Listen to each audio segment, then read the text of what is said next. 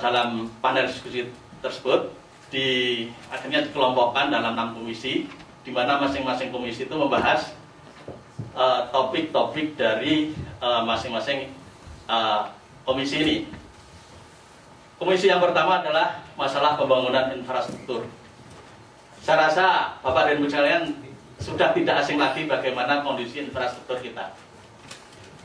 Mungkin kalau diurai bukan hanya satu infrastruktur, barangkali di berbagai infrastruktur kita mengalami keterlambatan, bahkan kemunduran, karena kita tidak mampu untuk menambah maupun memperbaikinya. Terutama banyak sekali baik di infrastruktur pertanian maupun infrastruktur transportasi, dan banyak lagi yang akhirnya kita juga lihat infrastruktur di bidang energi, itu juga nanti akhirnya akan dibahas di ketahanan energi. Kemudian di komisi 2 kita lihat di sini bahasan utamanya adalah mengenai ketahanan pangan. Nah, ini tentunya konsennya Mas Jo, ini ketahanan pangan. Bagaimana kebijakan-kebijakan nantinya mengarah pada baik itu perbaikan lahan, kemudian ada upaya untuk mengembangkan food estate, dan juga bagaimana memperbaiki subsidi pertanian, termasuk subsidi pupuk itu ke arah yang lebih pada targetnya. Kemudian komisi 3 di ketahanan energi, maaf saya berapa menit ya? 20 menit, harus cepat. Kemudian ketahanan energi, ini tentunya sudah pada tahu juga permasalahan ini. Kalau nanti Bapak Ibu pulang ke Jakarta jangan kaget kalau ada giliran itu lampu padam. Ini pada saat ini hari ini listrik masih padam katanya. Ini dibahas juga dalam komisi 3. Kemudian pengembangan UMKM. Pengembangan UMKM ini sangat ditekankan karena UMKM ini yang sebetulnya lebih banyak memberikan sumbangan pada perekonomian kita, dan dia tahan banting, sehingga ini banyak upaya pemerintah terutama dalam membantu di bidang kelembagaan masalah kredit UMKM yang dikaitkan dengan kredit usaha rakyat. Nanti kita lihat di selanjutnya itu kira-kira dalam 5 tahun itu ditargetkan disalurkan kredit ke UMKM ini sekitar 100 triliun. Nah, ini menunjukkan bahwa UMKM ini sangat memperoleh perhatian dari Kabinet Indonesia Bersatu Jilid 2 ini. Kemudian revitalisasi industri dan jasa, ini tentunya Departemen Industri ini, perindustrian ini juga melakukan upaya-upaya perbaikan, terutama untuk meningkatkan pariwisata. Pariwisata kita sangat ketinggalan, namun kita punya potensi yang besar sekali. Kemudian pembangunan transportasi, sudah banyak kita tahu bagaimana kereta api kita, keselamatan penerbangan, keselamatan transportasi lainnya, itu kita masih sangat rendah, sehingga menjadi perhatian juga pada Komisi 6. Nah, ini kira-kira pada saat itu dihasilkan untuk masing-masing komisi bahwa untuk pembangunan infrastruktur dihasilkan 5 aksi untuk program 100 hari. Sedangkan yang untuk 1-5 tahun dihasilkan 28 aksi. Ketahanan pangan juga dihasilkan 4 aksi untuk waktu 100 hari dan 11 aksi untuk jangka waktu 5 tahun. Demikian pula ketahanan energi, pengembangan UMKM, kemudian revitalisasi industri dan jasa, ini yang banyak sekali pada program 100 hari. Kemudian pembangunan transportasi yang hanya 2 aksi, namun pada jangka waktu 5 tahun ada 20 aksi.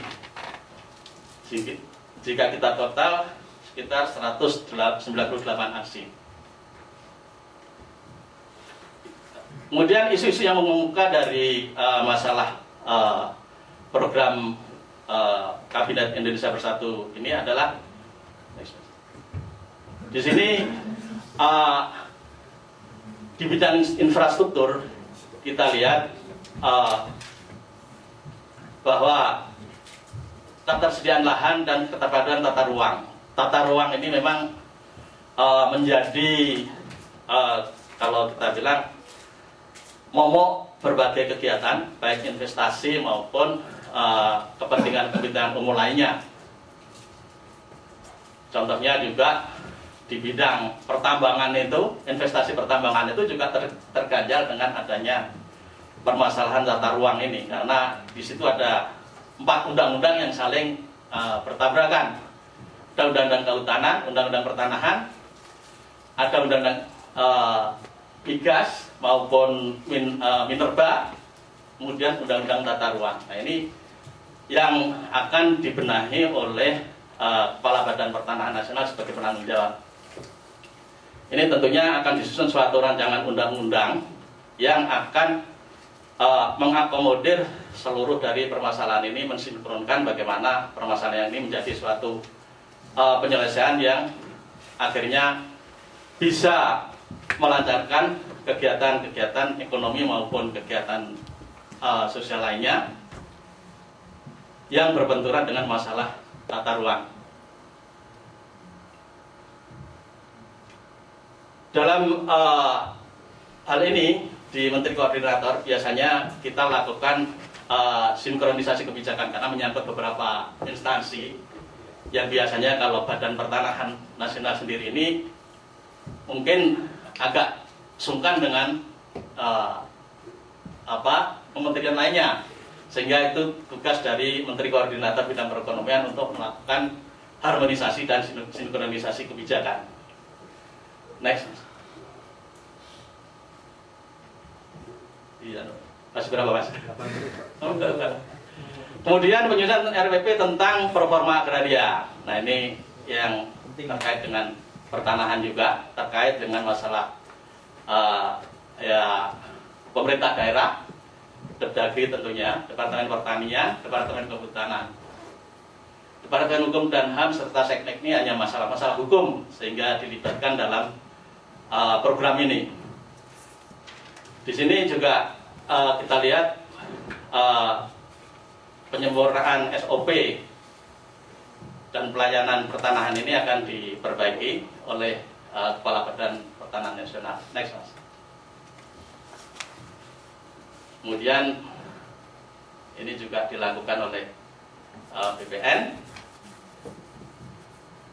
dan tata ruang juga dilakukan oleh Menteri Pekerjaan Umum sebagai penanggung jawab dengan merubah PP nomor 26 tahun 2008 tentang rencana tata ruang wilayah nasional.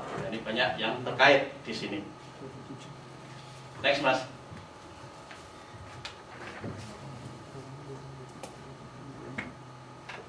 Ini penyusunan RP tentang perubahan peruntukan kawasan hutan. Ini juga masalah, kalau kita lihat yang kebetulan saya nangani masalah tumbang tindih kehutanan dengan pertambangan seperti Freeport itu kan sebetulnya kalau menurut Undang-Undang 41/99 itu kan dia di hutan lindung, dia harus memperoleh pinjam pakai dari Menteri Kehutanan. Tapi karena dia mengacu pada kontrak, bahwa kontrak sebelumnya itu kan tahun 69, itu belum ada Undang-Undang 41, maka dia berpegang bahwa saya nggak mau minta pinjam pakai kehutanan karena saya berdasarkan kontrak. Jadi minta bahwa dia nail down lah treatmentnya.